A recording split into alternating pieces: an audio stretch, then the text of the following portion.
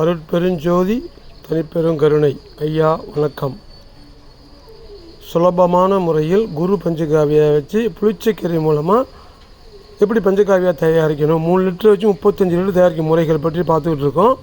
இன்றைக்கி பாருங்கள், கிட்டத்தட்ட 13 நாள் ஆயிடுச்சுங்க கலந்து.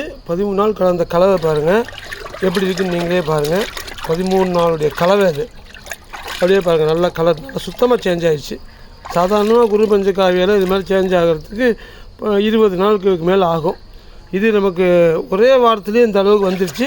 இன்றைக்கி பாருங்கள், இந்த கையெல்லாம் பாருங்கள், அப்படியே எண்ணெய் தடவுன மாதிரி வளவலன்னு இருக்குங்க. கையை கழுவுனா கூட எண்ணெய் தடவுன மாதிரி வளவலன்னு இருக்குது. ஸ்மெல் பார்த்திங்கன்னா புளிச்சக்கீரை ஸ்மெல் நல்லா அருமையாக புளிச்சக்கீரை ஸ்மெல் அடிக்குதுங்க ஐயா. ரொம்ப நல்லா கலவை வந்திருக்குது.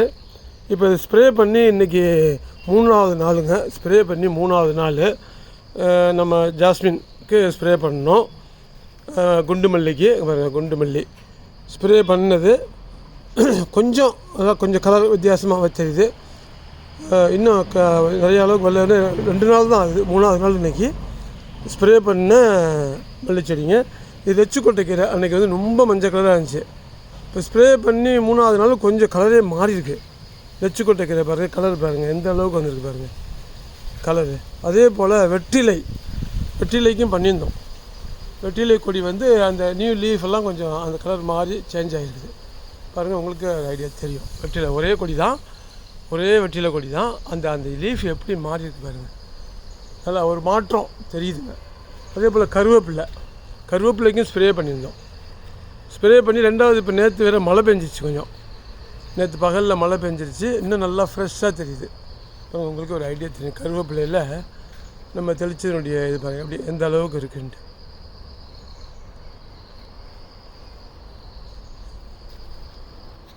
புளிச்சக்கீரையுடைய ஸ்மெல் தான் நல்லா டாமினேட் பண்ணுது.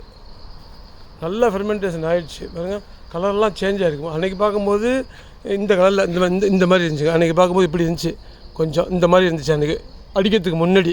இப்போ அடித்த பிறகு கொஞ்சம் எல்லாம் சேஞ்ச் ஆகிருக்கு பாருங்க. கொஞ்சம் சேஞ்ச் ஆகிருக்குது நல்லா.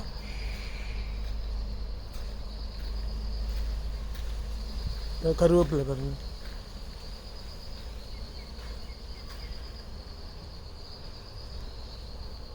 நன்றி ஐயா.